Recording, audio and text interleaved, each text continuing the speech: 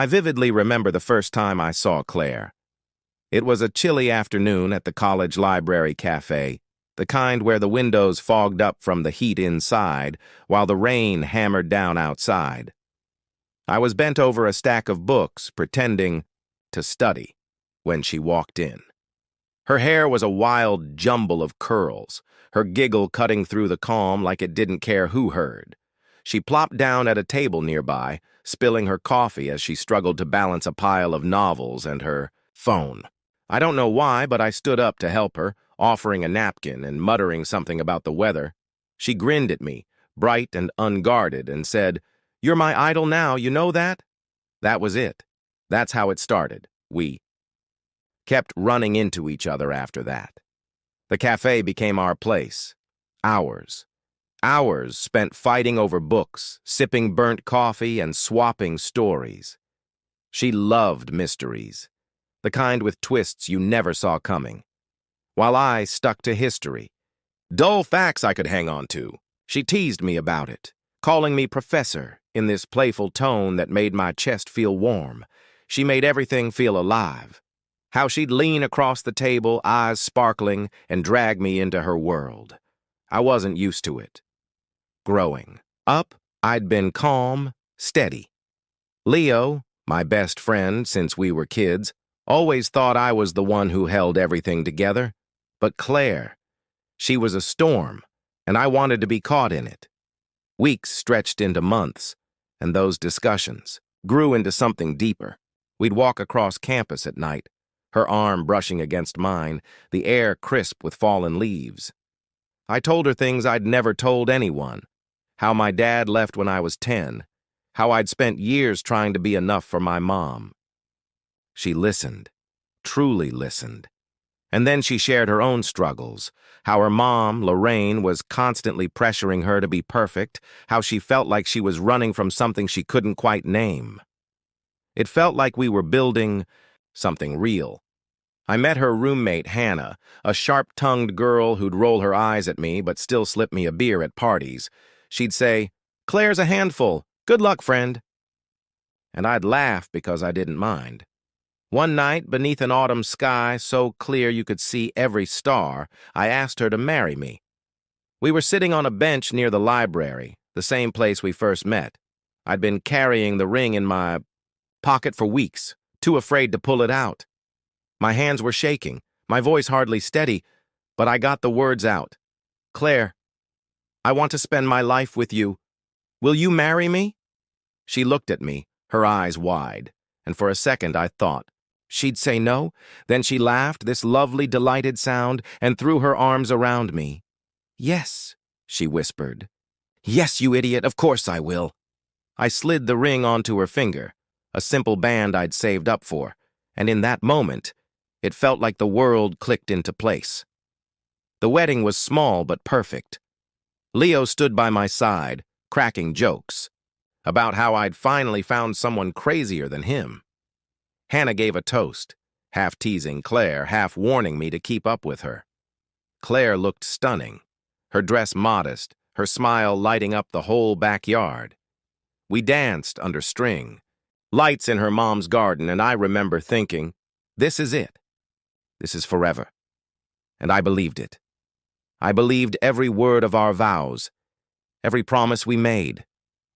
I didn't see the cracks. I didn't notice how Lorraine's little remarks about me being too soft made Claire's smile falter. I ignored how Hannah's jokes about Claire being too much to handle weren't really jokes at all. I just saw her, my wife, my storm, and I was thrilled to be swept away. Looking back, those early days were the best we ever had. The quiet moments, the library, the walks, the way she curled up next to me on the couch, felt like a foundation I could build a life on. I didn't know then that foundations can shift, that storms don't always settle, that the woman I loved, the one who laughed so easily, could one day turn that laughter into something cutting, something that pierced deeper than I ever thought possible. But that's later. For now, in those first years, it was just us. Me, Claire, and the life I thought We'd have forever, without her. But it wasn't sadness driving me now. It was purpose. I prepared coffee, dark and strong, and sat at the kitchen table with my laptop. That voice message was still on my phone, a grenade waiting to go off. But I didn't play it again. I didn't need to. It was seared into me. Every word. Every giggle. She'd flown out to New Zealand, thinking she'd left me behind to drown. She didn't know. I was going to pull the plug on everything she thought she possessed. I started with the bank accounts. We'd set them up together years. Ego, shared savings, checking, a couple of credit cards she enjoyed stacking up. I had been the one working overtime, paying the bills, keeping us afloat, while she spent like money grew on trees. I logged in, my fingers steady now, and watched the balances. Thousands I had made, just waiting there for her travels, her breakfasts. I opened a new account in my name, something I'd never thought to do before, and I transferred every cent I could.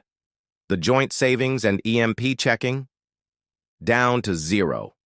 I called the bank, told them I wanted access frozen. My name was primary, my income, the backbone. So they didn't argue. Claire's cards wouldn't operate anymore. Not a single swipe. Next, I pressed the mortgage. The house was ours on paper, but I had covered every payment since we moved in. She'd signed up for the dream, not the work. I logged into the loan portal, halted the automated payments, and left it to sit. The cars were trickier. Hers was in her name, but I had paid it off. Same as mine. I called the financing company, explained I wasn't covering her lease anymore. Let them figure out the rest.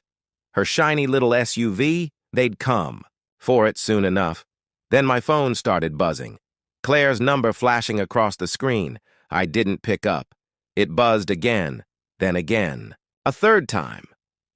I turned it to silent and kept going. By evening, I had locked it all down. The travel fund she tapped into for her getaways, gone. Moved to my new account, the apartment she and her mom had as a backup in the city. I had been the one co-signing the lease, so I called the landlord, yanked my name off, halted the rent payments I had been silently covering. My phone lit up non-stop now. Texts, calls, voicemails stacking up.